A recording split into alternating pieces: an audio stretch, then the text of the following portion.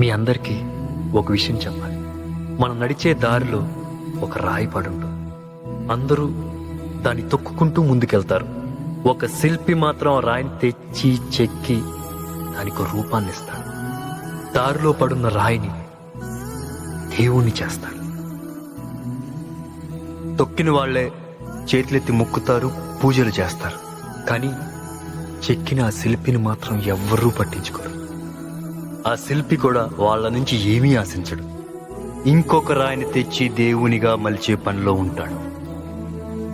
ఈరోజు నేను software, Sujatha IAS, Chandu writer, doctors, lawyers, engineers, ఇలా మమ్మల్ని చెక్కిన మాస్టర్లు మాత్రం అమాయకుల్లా ఎక్కడో వెనకాలే కూర్చుండిపోయి మమ్మల్ని ఈ స్టేజికి తీసుకొచ్చి గౌరవిస్తున్నారు. తల్లిదండ్రులైనా తమ ఆస్తిని పిల్లలకు పక్షపాతంతో పంచవచ్చు, కానీ తన దగ్గరుండే విద్య అనే ఆస్తిని ప్రతి విద్యార్థికి సమానంగా పంచే గొప్ప దాత టీచర్.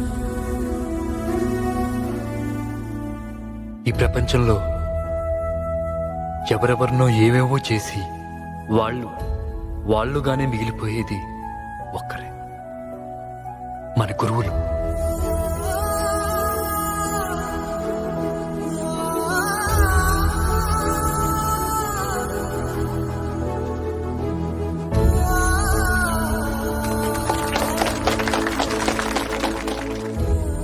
అందుకని వాళ్ళ కోసం గురుదేవోభవ అనే ట్రస్ట్ స్థాపిస్తున్నాను.